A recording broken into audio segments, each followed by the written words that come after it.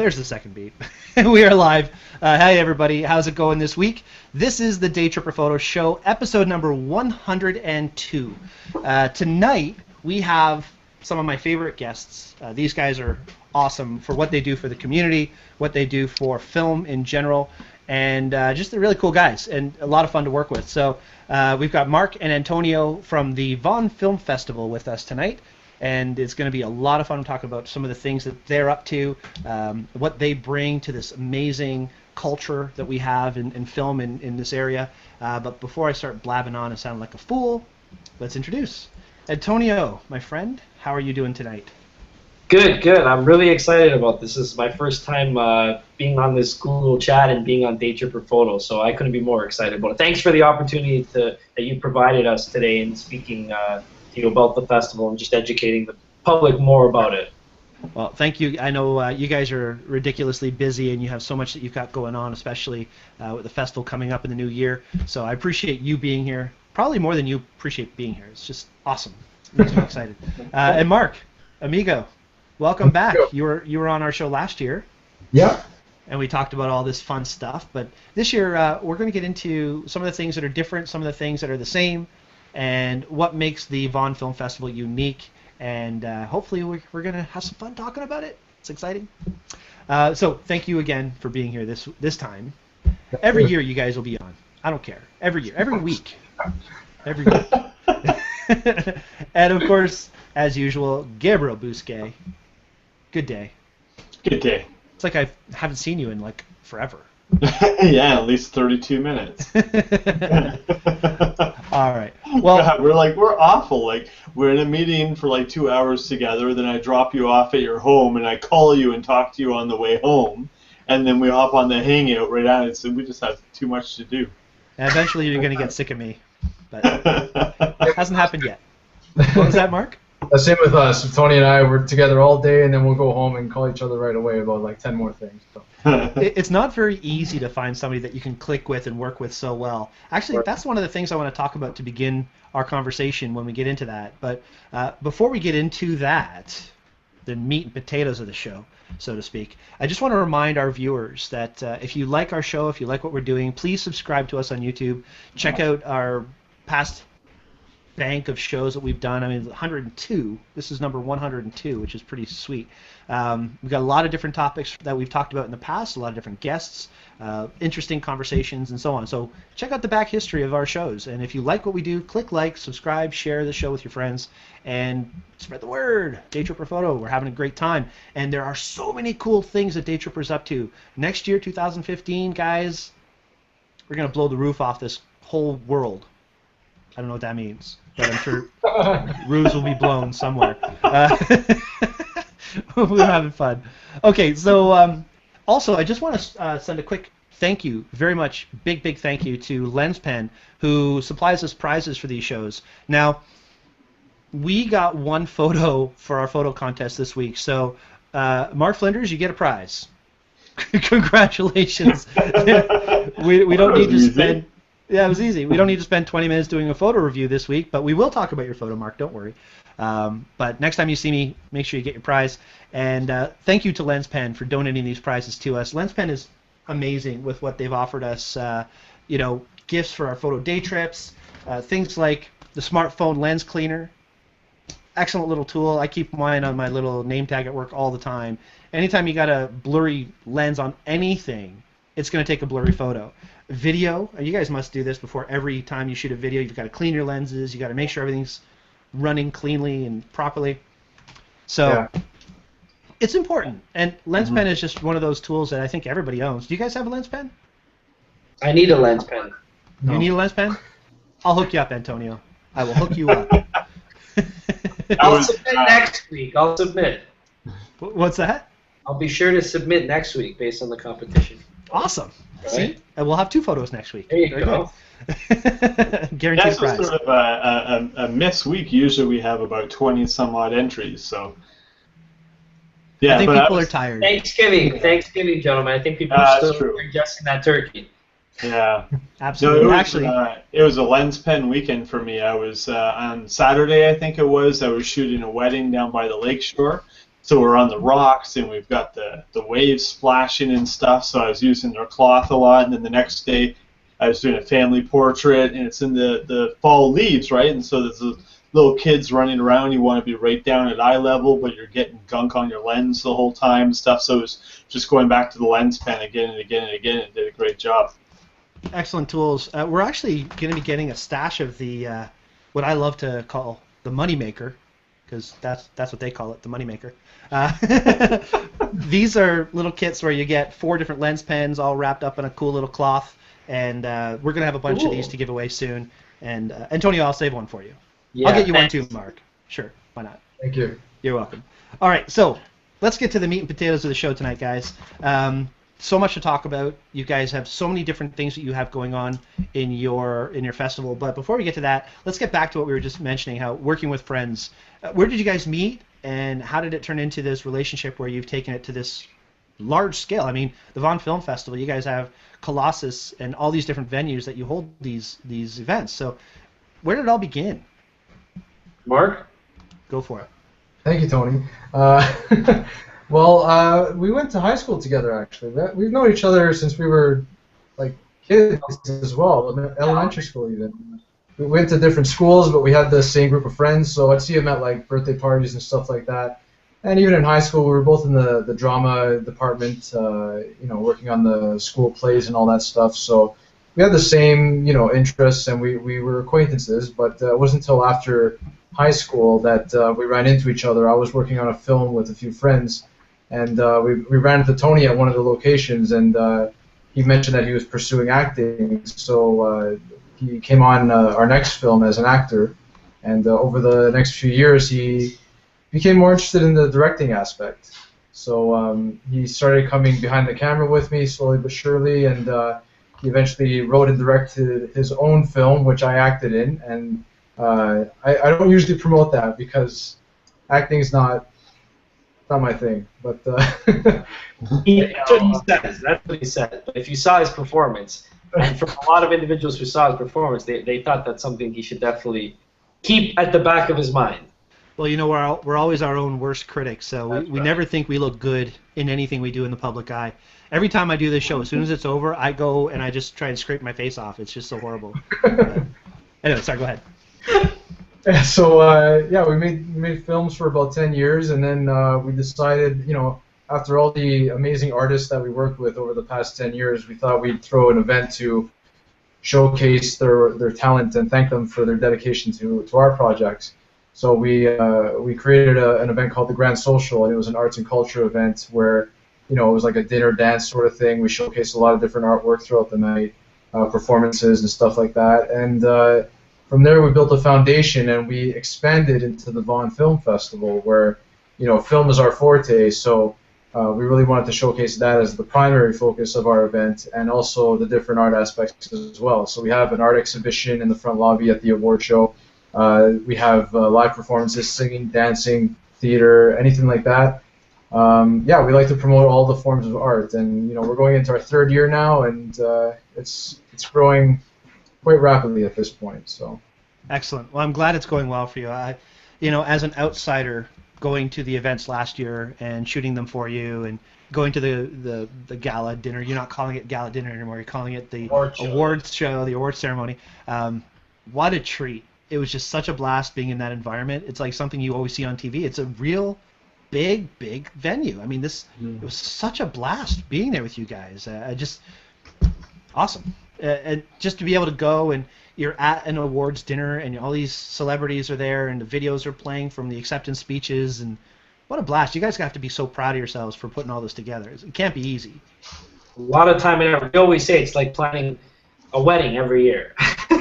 So when we hear brides and grooms say that, I'm planning my wedding this year, well, we're like, you know what, we've done it time and time again, and the difference between what we do, obviously, and what a wedding is, people are really expecting great performances. They're expecting to be entertained and engaged the entire time, and they're always expecting a great meal. And that's definitely something that we don't let down in any of the venues in the city of Vaughan. But yeah, the festival's grown exponentially. The award show, like you mentioned, Brian, is something that we're really proud of. And if you saw it last year, this year, not necessarily the attendance had increased. It did by about 50 people. We're at about 650 this past year. But just the whole aspect of it, the two stages, trying to replicate like the Oscars/Golden Globes, where the host is on one stage, Rick Campanelli from ET Canada we had last year, and then the presenters came up on another stage. And we really liked that new approach in trying to replicate something that you would see on network television. And we got a lot of great feedback on it, and we just need to continue pushing that bar each and every year. Yeah, it's just like any grassroots event, it has to grow and has to flourish. It's not going to do that though without the support of sponsors. So, what do you guys have as far as sponsors go? Like, how do you get the finances to make this thing happen? We just recently signed a new agreement with Scotiabank. Scotiabank is actually now our official presenting sponsor. So the Vaughan Film Festival presented by Scotiabank. We also have Roy Foss Wabirja. They're one of our major producing sponsors. We have Promenade Shopping Center as one of our sponsors. Aloft Mills, our hospitality sponsor. Am I missing anybody more? Our printing sponsors, Mad Press. Sorry?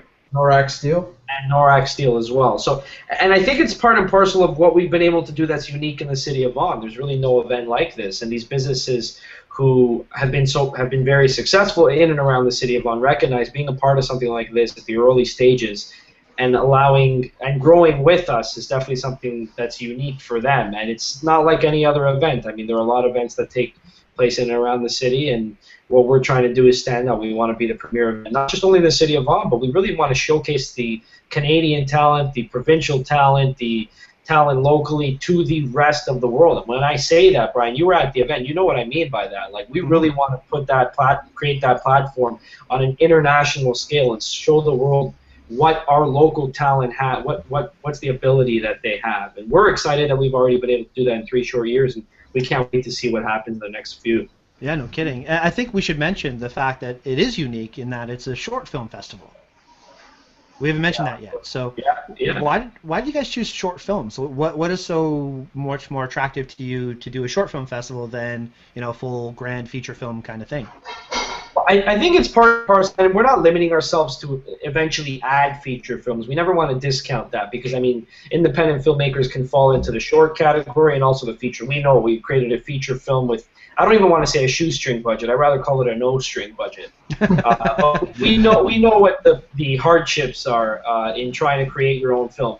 We just know how unique it is in creating a short film. We created 9 before we started our first feature, and the short film is the true platform for the independent filmmaker. They don't have the budget for the feature. They don't have the budget for the cast. And, you know, they do what they can with their 10, 15, 6, 7-minute film. And if you can create enough excitement, similar to what Curfew had done. So for anybody who's familiar with Curfew, they won an Oscar 2 years ago for Best Short Film. They submitted to our festival in our first year. And what that film has been able to achieve is monumental. They ended up getting it picked up for distribution, and they ended up getting funding to turn it into a feature film. They have Emmy Rossum on board, Ron Perlman's on it. There's quite a few other names that are attached to it, but just to show you what a short film can segue, what kind of segue it can create for an independent filmmaker is unique to us, and it's exciting to us. So create that platform for the short filmmaker, who is essentially the independent filmmaker, and allow them to use the festival as their opportunity to get to that next point, which is developing their feature films and preparing larger broad budgets. So that's what gets us excited about maintaining it as shorts for the time being. Neat. I'm just checking out Curfew on IMDb right now, and I noticed a familiar name. Your guest speaker that you had last year, Fatima, Dora the Explorer, for those of you who don't know her by her real name, she was in Curfew as well. Yeah, go ahead. Yeah, she's just terrific. She came the first year we ran the festival. That's when her film was screened, and then even though she didn't have a film this year, the 2014 festival, she still came back to support. And she also received the first Independent Leadership Award, which is what we give to someone that has dedicated a part of their career to independent films. So she's really done a lot of work. Even though she's Dora the Explorer, she does a lot of work, and she does enough work. She really makes time to do independent films as well. So we want to make people aware of that. Excellent. Sorry, what was that, Antonio, you said? 13 years old. But Mark had mentioned she's doing all that by the age of 13. Yeah. Yeah, she is, yeah. What a personality. I'm sidetracking here a little bit, but man, just meeting her, I felt like I was meeting a superstar. She has this aura and presence about her, very professional, smart as a whip. I hear she's honor roll student times 10. Yeah. She's special. She definitely when Jack educated us, her father educated us on the fact that she's gifted. Gifted is an understatement for what this young lady is capable of creating. Like she sat at a table a few years ago with like the president of Discovery Channel Canada, and a few other notable individuals in the entertainment business, and they were just educating us on the fact that once it was done, that they were sitting at a table with one of the most intelligent people that they had ever spoken to, and she was 13 years old when she was having those conversations, and she's somebody to keep an eye on. One of her aspirations is to become the first female president of the United States of America. And I'll be honest with you, if there's one person that could do it, there is nothing holding that young girl back. She's a part of. When you heard Stephen last year talk, when he announced her up on stage, he talked about a few of the things that she's a part of. She's a part of things that most people aren't at any age, and she's doing it all by the age of 13. She understands how important education is. She understands how important human rights are, and she's a huge advocate for all these great things. And she manages time to support independent filmmakers and independent festivals. I mean, they didn't need to, in our first year, come out and support our festival. I think we gained more out of it than they did, but they've supported us then, and as the festival continues to grow, they're individuals, the entire production team behind Curfew, they're individuals that we're honored to have a relationship with and to build and grow with. So we couldn't be happier that they submitted in our first year. And essentially, if you look at it, it's almost like in our first year we had the best short film in the world. So that's saying quite a bit. And you know what? Kudos to you guys for putting this together. It's something that I think is needed in the art industry, not just a short film festival, but just local festivals that really encourage youth and local folks to really shine and do what they do well. A lot of people feel very intimidated to put their work out, and a program like what you guys have, you're talking about your student initiatives, really helps these students come out of their shell. And as you guys said, I mean, you were friends in high school and school, and you were doing this stuff probably when you were in school, wanting to make movies. I remember when I was in Vermont in school, my buddies and I, we'd get a VHS camcorder. Yeah, I do this, VHS camcorder. The first thing we think to do is make a commercial or make a little movie, and we made a horror movie. And I think everybody has these aspirations to be in film and be in movie, and you guys are really supplying a great resource for folks to do that. So let's talk about the student initiatives for a second. Mark, maybe you can outline to us what you do as far as student initiatives go. Well, we want to cater to all the different kinds of students and different mediums of art. So, we got the visual art students who do the drawings and the paintings, and we open up the art exhibition for them and the giant reel competition. So, the giant reel competition is essentially where we challenge all the high schools in Vaughan and their art departments to create a giant film reel, and they have sort of like guidelines to do it. But the best one gets their piece on display at the award show. And they also get a bursary towards their art department. So when you say a giant film reel, you mean literally a giant reel of film? Like 6 feet is like the biggest they can go. So it's quite big. And they usually do try to get to 6 feet. For some reason, even though we say that's the max, they usually they border that. Yeah, size counts, apparently. Yeah. Size matters. So. Yeah. Well, that's for the art students, and then and that also caters towards the art exhibitions. So that's for photography students. If you want to make sculptures, if you have paintings or drawings, you can put it on display at the art exhibition, which is the first hour that it's featured. It goes on through the whole night, but the first hour is featured, and all these pieces are on display. The guests are welcome to purchase the items if they want. It's totally up to them. It's up to the artists to sell their work to the people if they want to sell it. And then finally is the film competition, where the film students in high school are more than welcome to submit their films. We have a limit of 10 minutes for the student films. Last year we had 15 submissions of student films. So we screened about an hour or so of different genres, different topics from different schools, and people were just like the parents and the teachers that attended and all the other people that attended were just floored. They couldn't believe the talent of these high school students that are just starting out. Most likely it's their first time picking up a camera and just telling their story, but a lot of people were very impressed. And the student that won was from St. Joan of Arc, which is in Maple. They made this terrific film called The Wooden Figure, and it was a live action film. They included some stop motion animation with a wooden figure in the storyline, and it was just very well done. And some people said that it was even good enough to compete in the international category. Hmm.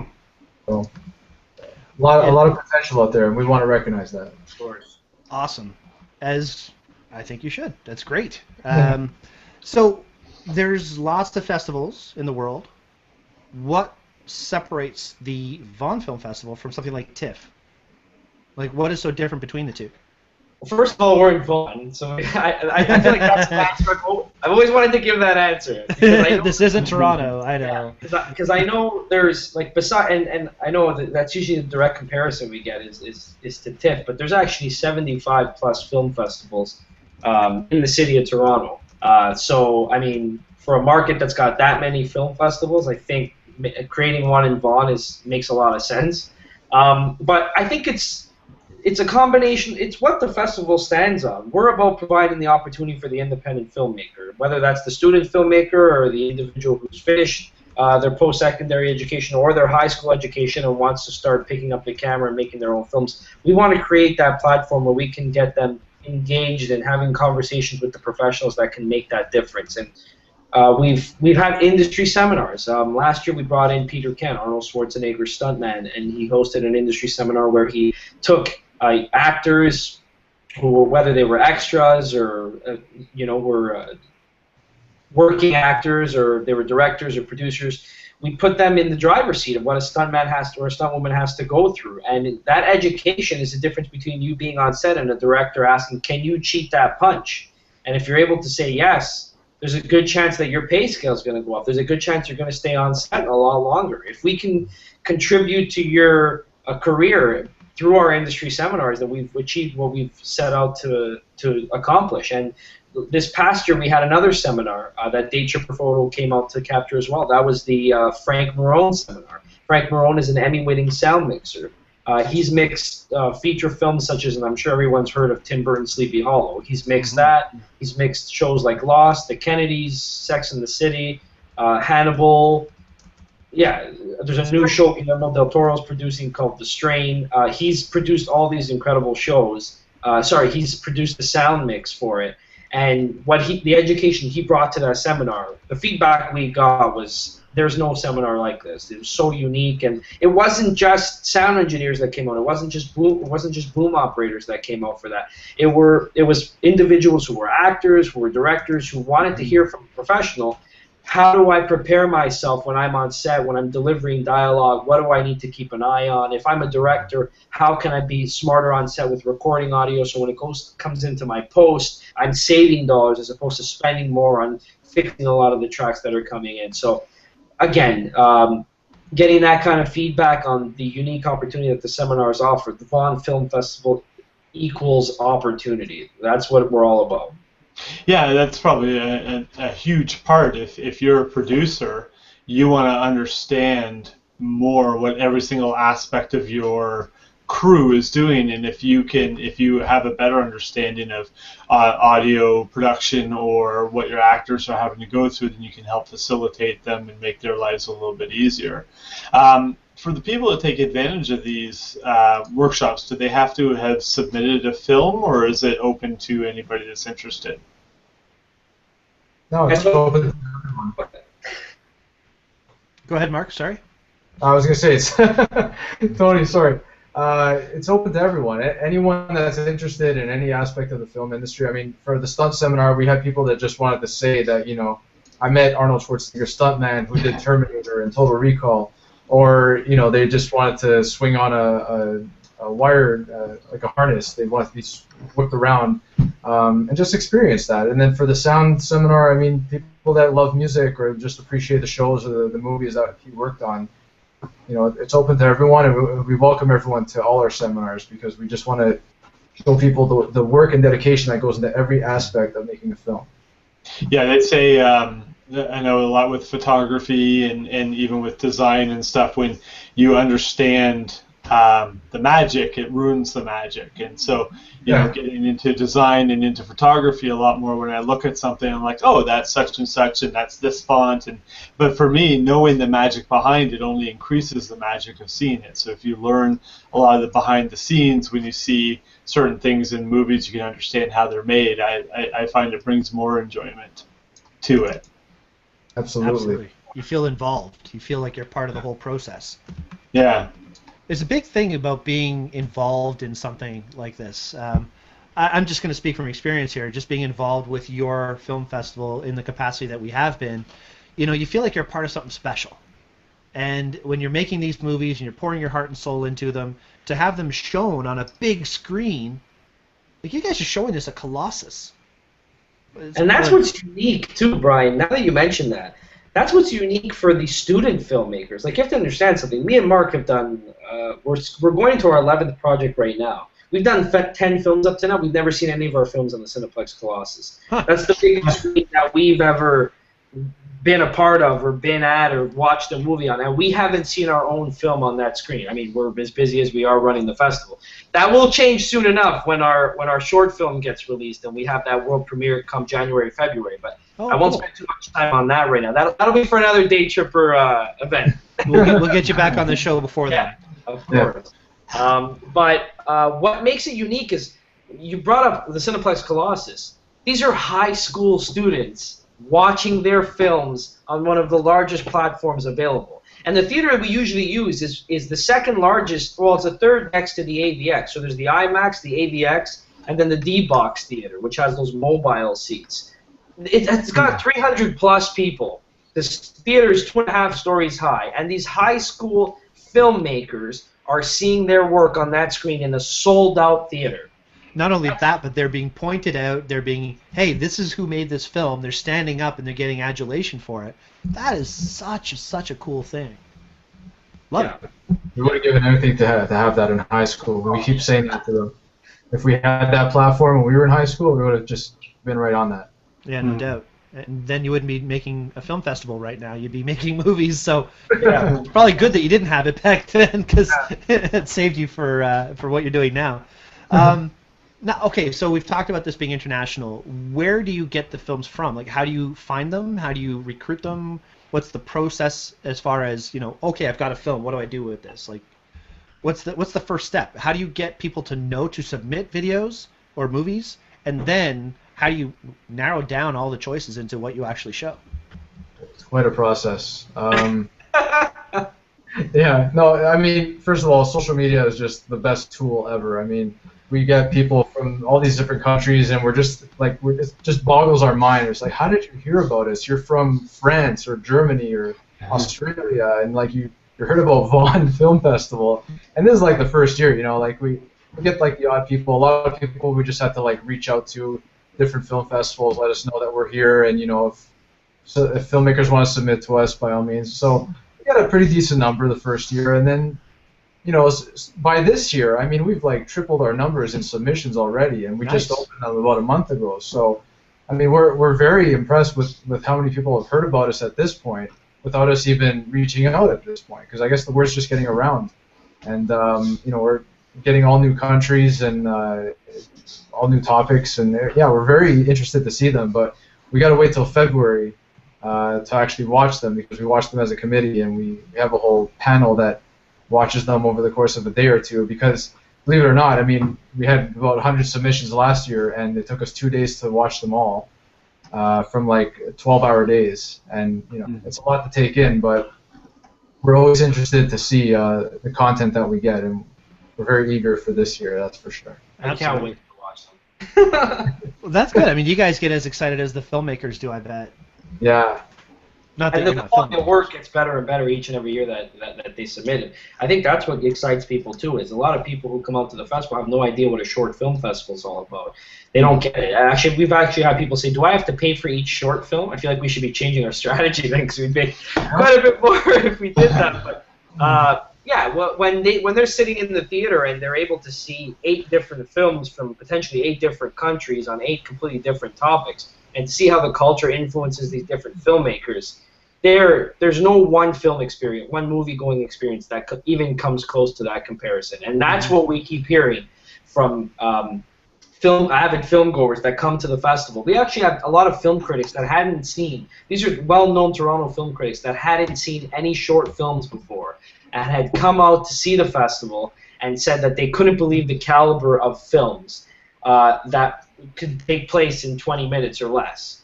And for us to hear that and to hear that excitement from some really notable film critics and to have them excited to see what the festival has in store next year and us including them on our judging panel, it's great for us to hear that, and it excites us to see the quality of work that keeps coming in each and every year. Oh, I bet. You know, it's funny, you mentioned how people from France and so on are submitting movies, which is awesome. I work with Joseph Akrami, who is a filmmaker as well, and he's done several short films and so on. I had to tell him about your festival, and he's actually considering submitting one film to you as well. So if you see a movie come through from Joseph Akrami, just file it under G. Don't even talk about it. January 31st, as long as he sends it in by January 31st, because that's the deadline. We opened up September 1st. We're triple our submissions right now. January 31st is when we're going to be closing it out. But if we reached 100 last year, I'm sure we'll I don't know if we'll double that number, but we'll definitely increase that number. That's for sure. Wow. Yeah, that would take. Sorry, go ahead. I was saying, given that most of your contributors are artists, you probably get about 80% of your submissions on the final day. Yeah. That's the way all of our photo contests usually work. Yeah. Always. Yeah. You know what's funny? The funniest is when you're trying to explain to some of these individuals who submit late and how you can't accept it, and it becomes this. It becomes an event, to say the least, as to why we're not accepting that film as opposed to accepting it, and they try to come up with every excuse in the book. But I mean, deadlines are deadlines, and it's fair to all the filmmakers. January 31st is deadline. Be sure not to miss it, and take advantage of the early bird deadline. It's $15 to submit your film. Your film gets accepted. And we've been to film festivals across the world. We're filmmakers first and foremost. We started this festival knowing perfectly well what a filmmaker needs when it comes to a festival. It's not about going to watch your own film. That's a part of it, but it's about networking. It's about going to industry seminars, it's about going to after parties and networking events to meet with the people, again, that you can maybe surround yourself with as a team for future projects. And with the film festival going into its third year now, it excites us to create that hub for filmmakers to have that conversation. And like we always say, Vaughan Film Festival, #TalkingFilm. It's about talking film. It's not about the celebrities that are coming to town. Mind you, we're excited to have celebrities come to the city, but that's not what it's about. It's about the conversation of film. It's about two people sitting at a coffee shop and talking about their favorite film projects and how that stimulates such a unique conversation. We always want to encourage people to talk film, whether it's the short films, whether it's a film that really excited you, whether it's a film that you wanted to see from a specific country that brought tears to your eyes. We want people talking film all the time. We want to bring it back to the fundamentals of what film was meant to be. Awesome. It reminds me of our community here itself. I mean, the Daytripper Photo community has put so many people in touch with other people, and the networking that goes on, and meeting new people with similar interests, and all of those things that you get when you join a community. And this is another one of those things that you guys are supplying. I mean, one of my favorite parts about helping you out last year was going to the after parties, talking to the people, and seeing the socializing that's going on, and capturing those intimate moments between filmmakers where they realize, hey, this is somebody that not can just help me, but has a passion that can feed my passion. And you're bringing all these people up together, and that community side of art is really, I'd say, about 90% of what Daytripper is all about, is just fostering community and getting people excited. So that's just one more avenue to do that. And I'm glad you brought that up, because we had a lot of great feedback on the job that you and the photographers did representing Daytripper Photo. You're artists, and part of the conversation we kept hearing is keep bringing those photographers back, because they understand what's required. They were fun to talk to. It's not about just going to an event, showing up and taking pictures. It's about being engaged and talking to people that are there and making them feel comfortable. And you guys did an incredible job. We got so much great feedback on that. We're so excited to continue this partnership with Daytripper Photo and continue to grow the festival and provide that exposure for Daytripper Photo that we're so excited to do. Well, awesome. That's really great to hear. I'm also thinking, is there any kind of option for a photo contest within the Vaughan Film Festival? Well, we have where is it? I don't know. You can encourage people. You can encourage people to take part in our talking. Oh, right. I don't know what you're talking about. Oh, this. Sorry. Yeah, she's like I'm prepared or something. What is that? Explain that. This little bubble. This is actually, we've been really commended for this bubble. It's a very unique opportunity to engage social media and creative aspects from just creative people. The Talking Film campaign started in our first year of running the festival. And what we did is we challenged, I don't know if you want to see it, this is our logo. This is, what it represents is the speech bubble. And then the inside of it is a film reel. It's a basic film reel, 4 circles. So again, talking film, we want to get people excited about it. But we challenge people to take a picture with the talking film bubble. You can go on our website, vaughanfilmfestival.com, download the bubble, print it, cut it out, take a picture. And the most unique submission wins VIP passes to the festival. What does that include? It includes a one-night stay at our hospitality sponsor, which is Aloft Hotel. It includes award tickets, like Brian had mentioned. It's an incredible award show. Awesome. All access to all of the screenings, the after parties. We're including an industry seminar this year to break up the screenings to add a new dynamic to the festival during the 4 days. It's a $500 plus value, and all it takes is someone being creative. Awesome. So yeah, and that starts November 6th. That starts actually after our media launch that takes place on November 6th. Okay, so don't start doing it yet, or do it now, but submit the photos after November 6th. Yeah. And you submit it by tagging at Vaughan Film Fest, not festival, it's at Vaughan Film Fest, or you can hashtag Talking Film. Very cool. I just want to quickly go to our Q&A, and I haven't mentioned this yet, but guys, if you're watching this right now and you have a question for Mark or Antonio, or Gabriel or myself, by all means, post it in the Q&A on the side of the Hangout that you're in right now. Lena just posted a little hello, so hey Lena, thank you for watching. If you have any questions, let us know. Let us know. Just having fun chat here. Okay, so we've talked about how this is, you know, fun for everybody and so on, but does everybody get to watch these movies? Can anybody just show up and check out these short films? Yeah, anyone could come out. We invite the general public, you know, family, friends, anyone.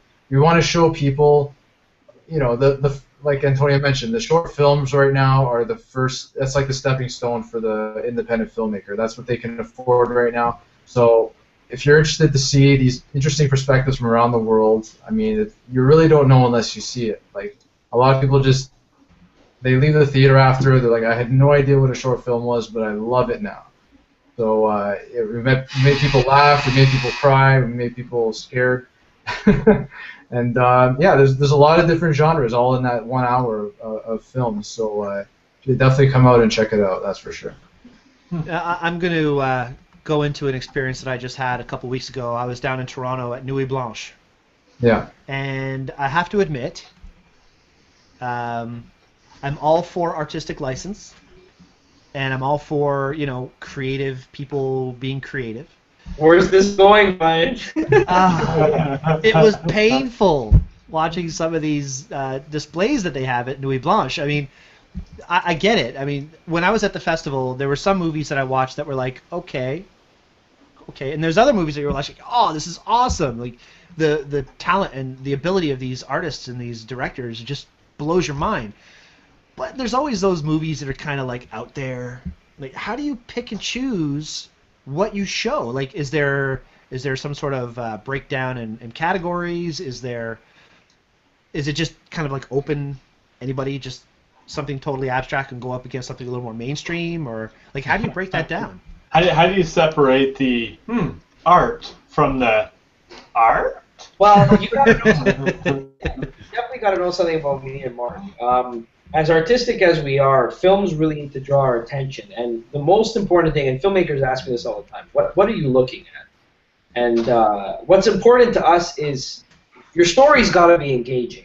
And I know you talked about some of the films that may have not intrigued you. What was unique about this past year's, well, I guess that is actually this year's submissions because we're going into 2015. So 2014 submissions were unique because most of the projects that were submitted really had these really compelling stories. And there were a few that took you for a little bit of a whirlwind that maybe took a little bit of time for you to comprehend what the message was that they were getting at. But it was still, again, the story still drove you to the end result. So if there's a filmmaker looking to submit and they're wondering, what's the criteria that we're looking at? The story really needs to drive the audience. The audience needs to be excited about the story, needs to be compelled about the story. Don't look at it as a short film is taking a scene from a feature film and making that into a story. No. A short film should be an entire story just summed up. It's almost like taking a feature film and summarizing the key points that get you from point A to point B. At the same time, every scene still needs to be compelling to get you to that end result. If it's not, then there's a good chance that us and the committee who's watching it won't be engaged by it, and if we're not engaged by it, we don't think that the audience will be, hence we won't move it forward to the judging panel to look at. Mm-hmm. So, again, it's important to not only look at your film from an artistic perspective, but to present it in front of an audience of even friends and family that you know will be honest with you. There's a big difference of that, right? There's individuals that always say your projects are always great, but they're not really helping you in doing that. You need those individuals, family, friends. There's always that one uncle who will tell you straight that whether the film is great or not, and that's the uncle you want to watch your film. This is a piece of shit. What are you showing this for? That's Sorry, this is my inner Jewish voice coming out. And like just a quick story, a funny story. Me and Mark, we showed Watching Mikey, which is a short film that we created. Well, Mark created and I was acting in. We showed it to my father one time. Mark, I don't know if you remember, we were sitting in the living room of my house on Ashburn. And my dad had a list of, like, we worked so hard on this project, but he had a list of, like, critiques to give us when it was done. Like, why did you do this? This was too quick. This should have happened there. And you know what? We had our rebuttals to that, but you got to admire somebody, especially a family member, who tells you straight out, I didn't appreciate this element of it. And it gets you to sit back and think, okay, you know what? Maybe these are things I can look at. You need to present it in front of individuals that are going to be honest with you and are going to bring out the best in your work. Because as many projects as we have accomplished, it's gotten up right until the day of screening where we've been making changes on the project because the audience's reaction has persuaded us to do so. And again, as artistic as you are and as much as you want to maintain your artistic integrity, if the audience doesn't appreciate your film, like a small audience, there's a good chance that the larger audience won't either. So present it in front of people that will give you their honest feedback on it. Present it in front of professionals that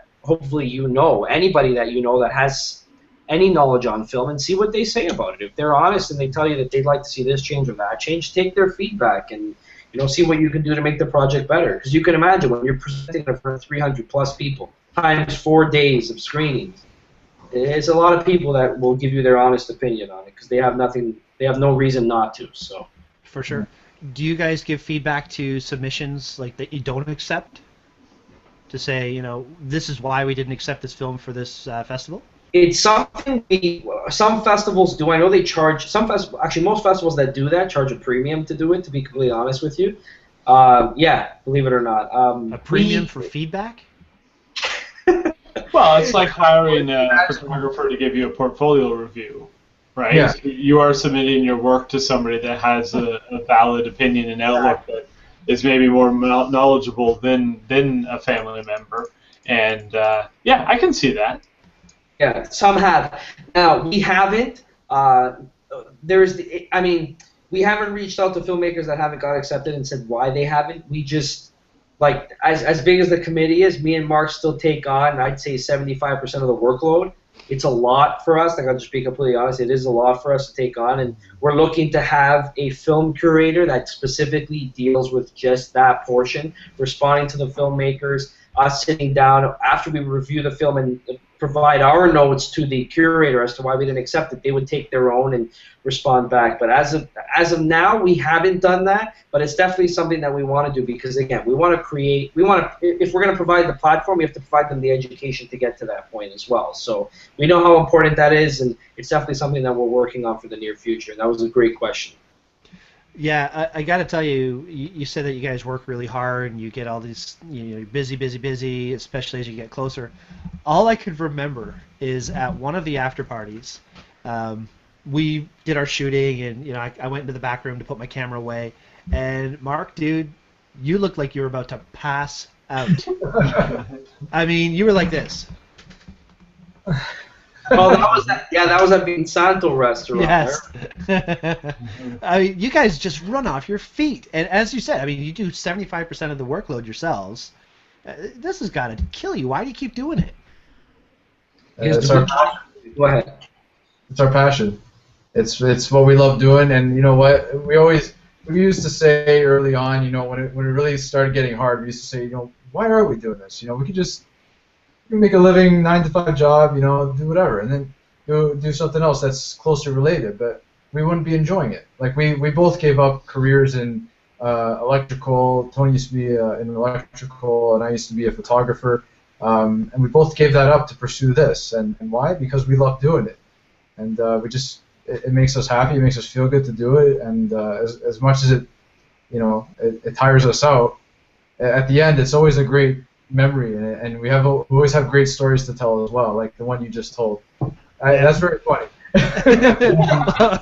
I felt so bad for you. I mean, there's 2 or 3 people sitting around you, and you're just passed out almost in the middle of them, and it was just. Well, you know, I'm sure that the folks that submit their film and everybody involved really appreciates all the effort that you guys put into this. So, again, kudos to you for all the work and all the energy you put into it. I think it's a brilliant platform for filmmakers to take advantage of. And, you know, I will do, and Daytripper will do anything we can to help you guys out with getting the word out and, you know, anything. I mean, just meeting you guys was kind of fluky. We were at Rogers. Yeah, daytime on Rogers. And I'm sitting here and you're sitting there, and it was like, hey, what are you guys doing here? And next thing you know, Daytripper Photo is shooting your big event. So just fate works out. And, you know, and right, that's part and parcel of you understanding the importance of giving back. Because, I mean, you guys are donating your services to us, and you see how important this is to give back to the community and support the artists. And I commend yourself and in being a part of what we're doing and understanding where we're planning on taking this and what is the opportunity that we're providing to the artist. You're an artist yourself, Brian, and you know, Gabriel, yourself as well. You're both artists, and these opportunities do not need to be. You don't need to give back to us by doing this, but you do. You make the conscious decision to do so, and you're a true artist. You give back to the community, and we can't be more excited to be a part of what you're doing as well, and support you in any way that we can. We really appreciate all the help that you've provided us. Cool. I think it's mutual. We just have a great time doing it. It's like you say, you know, it's a passion. And when it's a passion and you don't see it as, you know, you're going to work every day and you're doing this and you're doing that, before you know it, it's all over, and you have a good sleep, you crash for a couple of days, and then, boom, back up ready to go again. That's Just right. Looking forward to the next one. We usually take like a 2-day hiatus right after the festival. We don't even talk to each other. We just zone out. We take that, like, this year the awards night's on a Thursday, so we'll probably take the Friday, Saturday, and Sunday, and then we'll touch base again. And the next week is actually just as important as the days leading up, because that's when you're following up with your sponsors, with your guests, getting their feedback. It's fresh in their mind. And if you miss out on that first and second week and you don't get that feedback when it's fresh, there's a good chance you'll miss out on something in years to come. So Definitely. yeah. All right. Well, I think Gabriel wanted to say something there. I cut him off. I apologize. Oh no, I was just gonna on your point back there. I just had this conversation with my son today. He's in grade 1 and is learning how to interact with other children. And you know, and I said to him, you know, I get from giving. I get my happiness from giving happiness to other people. And if you get your happiness by just making yourself happy, you're never going to be happy and you're not going to get anywhere. So that's why Brian and I like to volunteer and like to, you know, give our gift of photography to as many people as possible, because we get by giving. And I can see that you guys feel a lot of that too, where you work yourselves to the bone just so that people can have this opportunity. And you sort of get your happiness from giving other people that happiness, and that's now. All that's that being said, Gabriel, thank you. That's awesome. You're right. But honestly, the reason I do what I do is because I want to have a street named after me. So. Oh right, I forgot about that. That's what really matters. You know, you have to have he a street does name. have an evil plan. No, Weiss Way. That's all I'm looking for out of life. Weiss Way. Okay, well then I want Bousquet Boulevard. Okay. No, it's absolutely true. And there's a lot of things that we do and love doing to give back to the community. So I get it. I totally get it. I mean, as artists, we have a responsibility to not just influence people or inspire people, but to bring people up when they're feeling down. And art is such a great way to do that. So, yeah, photography, video, movies, you name it, anything artistic related, music, it's all intertwined. And it's really interesting to see your festival, how, I mean, I would never have ever expected to meet Dora the Explorer at a film festival. And she was the coolest person I've ever met. So you just, people who are watching our show, whether it's afterward on YouTube or you're watching now, if you ever get the opportunity to go to one of these screenings and sit in the crowd and just watch these great short films and just look beside you and see the filmmaker right there and, you know, maybe get a chance to hang out with them and have a conversation. I mean, you're just opening yourself up to this environment that is just bursting with funness and goodness. I don't know, I'm sounding goofy here, but I really believe that. Like, I'm just sitting here with a camera in my hand, watching the film up here, and I'm looking at everybody's faces sitting watching the movie, and you can just see it all over their face that they feel like they're part of something special, and they're excited to be there, and it's a unique environment. So, and the fact that it's open to anybody just to go and watch these movies, I mean, that's cool. And it's not like TIFF where you have thousands of paparazzi all over the place. I think the only paparazzi you guys are letting in is Daytripper Photo. Yeah. So you're not going to have thousands of people, just 7 people just clicking. No, it's fun. It's a lot of fun. You've got the red carpet where people are walking through, and you get to watch all the celebrities come through. Is there anything else that you guys want to mention about the festival that you think people should know about?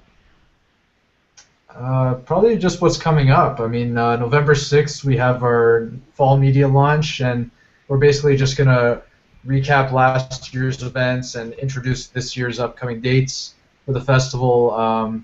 The Talking Film campaign, we're going to kick that off, remind people that submissions are open, show a couple videos, and we actually have a pretty nice host coming out. It's Suhanna Marchand from CBC. So Nice. you know, if you guys, if everyone wants to come out, it's at Vaughan City Hall on November 6th, and we hope to see you there.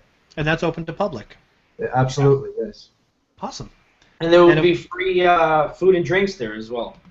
Oh, food and drinks. I'm there. Always. Yeah. Did he just say open bar? No, I'm just kidding. No, not the award show. We'll see you at the award show for that. Once the cameras go down, you guys can enjoy yourselves. And I saw you doing the bubble. Yeah. November 6th, right?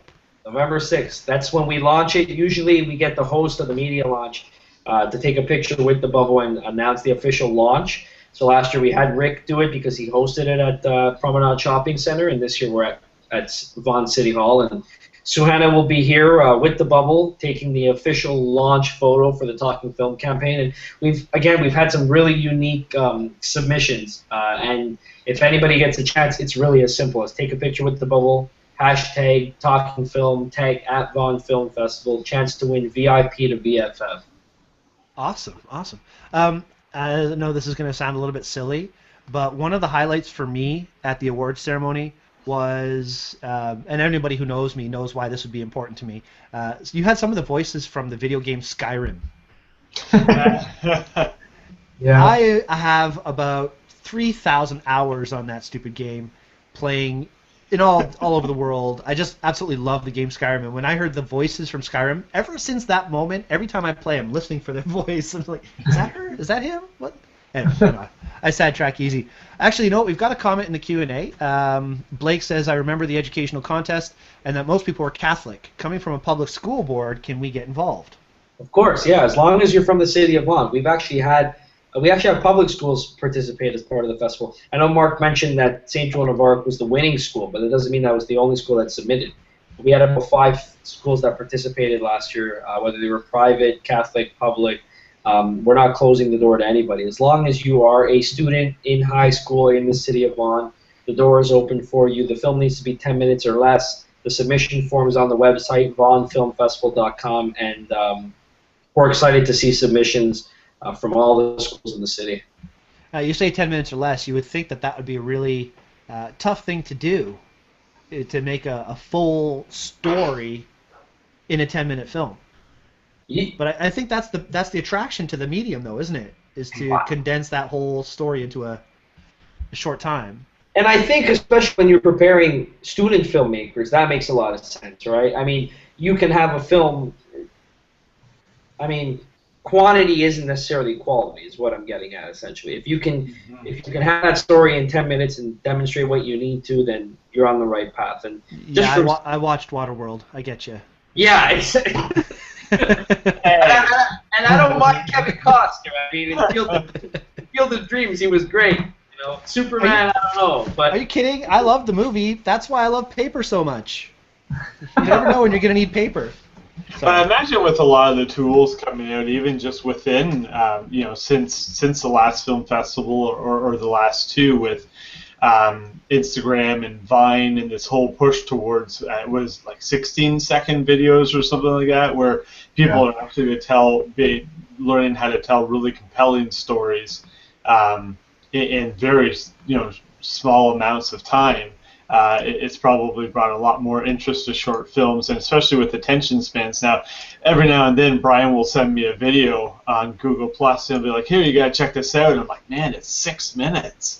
Like, this really better be good, or I'm gonna be angry at you." That's a big chunk of my day. So, yeah, it's an exciting genre, the short film festival area. Well, guys, thank you so much for being on the show. I think we've covered pretty much everything we had in our notes. Again, if you have anything else you'd like to add or any other events or activities you have coming up you want people to know about, go right ahead and let us know. Let's see, I'll just make sure I've got all my stuff. Yeah, I've covered pretty much everything, guys. You guys are awesome. I want to keep chatting with you guys. This is great. You know, you realize this show has been longer than 90% of the videos you're going to watch in the next year. That's true.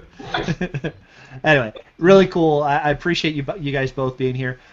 Before we go, we do usually do the photo review, and I don't want to take Mark and make Mark feel funny about not talking about his photo. So we're going to do a screen share here, and we're gonna show Mark's photo. And by all means, guys, yeah, why don't you go right ahead and do that? Sure. Now, the photo challenge theme for this week was movie time. Next week, we're going to make it a bit easier. The time of year it is, and as excited as I get about zombies and stuff like that, next week's theme will be Halloween. So anything you want to shoot related to Halloween, whether it's a costume, whether it's the movie Halloween, you never know, go right ahead and do your Halloween theme. So speaking of a Halloween theme, Mr. Flinders here did his movie, which obviously the challenge was movie time, Attack of the Zombie Bride. I gotta say, it's pretty funny because he actually did a full photo shoot with a bride and groom and then had the zombie in the background and the whole thing. So I love it. That's great. Yeah, it's absolutely fantastic, and this is exactly the kind of wedding that I would want to shoot. I don't know about you, Gabriel, but I've been in a zombie wedding before, and we interviewed Taya Munster last week at the Zombie Walk. She got married there a couple of years ago, and that was a lot of fun. That's right. Yeah, Taya got married at the Zombie Walk, her actual wedding. In full zombie garb. It was pretty awesome. Wow. Her entire family was dressed up like zombies. I've shot Western weddings. I've shot many different types of weddings, but never officially shot a zombie wedding yet. Looking forward to it. I do have to tell you, though, you have to be careful when you make quotes on a movie. I don't know if Stephen King actually said, "I didn't sleep for a week." So, just be careful. Well, you don't want Stephen King coming after you. In relation to this movie. I kept reaching for my crossbow. The reception is sure to be a scream. Love it. Mark, that's great. Super creative. He's always a funny guy and a great guy to be around. Great job, Mark. Great job. There you go. Coming from the Vaughan Film Festival guys, great job. Maybe this is a category you guys can open up in your festival. Movie trailer photos. Well, I don't know. I think Mark should submit, if he's got any, he can put all those still images together, make some stop motion corpse bride sort of zombie apocalyptic bride movie. Who knows? Have you done something like that, Mark? Who, me? Yeah. No, I was saying. Mark. Oh, Mark Flinders. Yeah. Mark Flinders. Sorry. Flinders. I'm kidding. Too many marks. I'm so confused. No. I'll just, you know. Come back. Actually, I'll talk to Flinders. Maybe he'll do something cool for us for next time. Yeah. All right. So just want to send a big thank you again to LensPen for all the support that they give our show.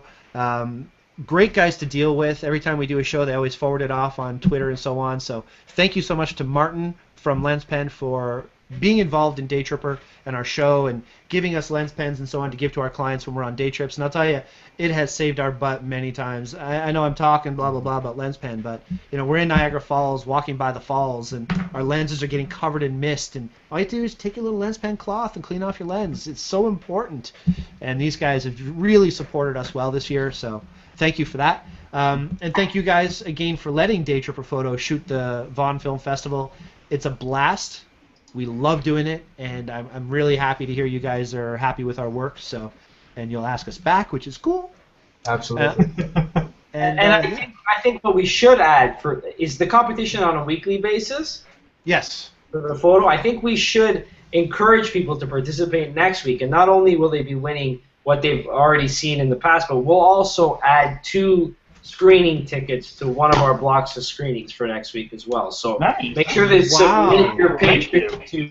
Oh, of course, we definitely want to encourage people to support their artistic endeavors, and let's see some of these creative photographs come to life.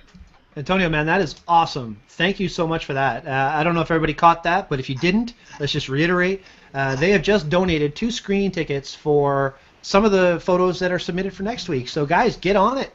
Get your photos in. This is not just lens Don't pens. miss out. Absolutely. Thank you guys so much. Yeah. All right, so I think that's pretty much it for us tonight. We've done our hour show, and you guys have been awesome. Thank you so much. Really, really appreciate everything you've done for Daytripper and for our show tonight and last time. Antonio, sorry you couldn't make it last time on the show, but you know what? You made up for it tonight, man. It was awesome. You made Mark do all the talking last time, so this time you got a little bit of a break. Oh, whew. All right, guys. I'm going to hit stop broadcast. You don't need to disappear. We'll chat for a few minutes after. All right, so awesome. Gabriel, anything you want to talk about? Any upcoming events that you have coming up or any...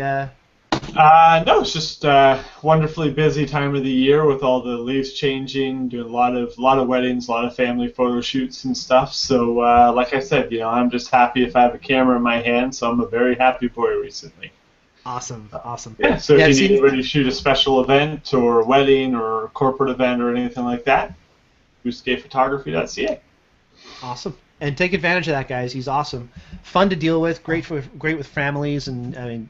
Awesome. Anyway, another thing to remember, November 15th, Daytripper Photo has our final session of 2014. It's on hockey photography. We're shooting 2 full games with a 1-hour class beforehand, an hour-and-a-half class and photo review in between. So there's teaching, game, teaching and review, and a whole other game to shoot. If you want to learn how to make better hockey photos, go to www.daytripperphoto.com, as Gabriel did. There's a little website right down at the bottom here. Go to the website, register for the session as soon as you can, because this is probably going to be a popular session and might sell out. I know a lot of people love shooting hockey, and it's not easy. And to keep in mind as well, we're going to have the full lineup of Sigma bright lenses, 120 to 300 f2.8s, 70 to 200 f2.8s, really bright prime lenses and so on for you to use on the day. It's one of those experiences that you will remember forever. I know the clients that came on our last one are still talking about it and have had a great time. And I think one thing you don't realize when you shoot hockey and you get good at it, it lets you do so many other things well. Shooting events, the Vaughan Film Festival, when you go into this low light situation with people moving all over the place, to get sharp images in those environments isn't easy. So, I took a lot of the experience that I got shooting hockey and I applied it to shooting in an event. So there's all kinds of things you can use this knowledge from. So guys, check it out, www.daytripperphoto.com, November 15th from 1:30 till 7 p.m. It'll be a great time. And just to touch on that quickly, you're absolutely right. I was hired to shoot a hockey festival this year. I shot, I think, 38 games in 2 days, and just learning, you learn your camera better. I shoot with a Canon, so I have the C1, C2, C3 custom modes, and I was able to, during that time, really hone in my skills on, okay, on this side of the rink, I have to be shooting on these settings, and this side I need to be shooting on these settings, and that really helped me later on when you're shooting a wedding, and this side of the room is really lit much better than this side of the room, and you learn how to just switch back and forth depending on what you're shooting. Mm-hmm. So learning how to get better pictures in high stress environments is only going to help your photography in every other aspect. Right. And we call it a hockey session, but it's not just pigeonholed to learning just hockey. You're learning photography in a low light. You learn your camera in a way that is rare to get an opportunity to learn it in other environments. Absolutely. Cool. All right. Thank you very much again, guys. I know I've thanked you like 40 times, but I mean it. I really mean it. Thank you. All right. Thank you. Thank you. All right, guys. I'm going to hit the stop broadcast for all those watching at home. Thank you for watching. We really enjoy doing the show, and we're happy you guys are enjoying watching it and getting feedback from you on a daily basis when I'm working at the store and so on. It's a big sense of pride. So keep it up, keep watching, and send us any questions if you have them after the fact. Check out the Vaughan Film Festival online and participate. Check out some cool short films that these guys are showing. All right, take care, everybody. Have a good night. Good night.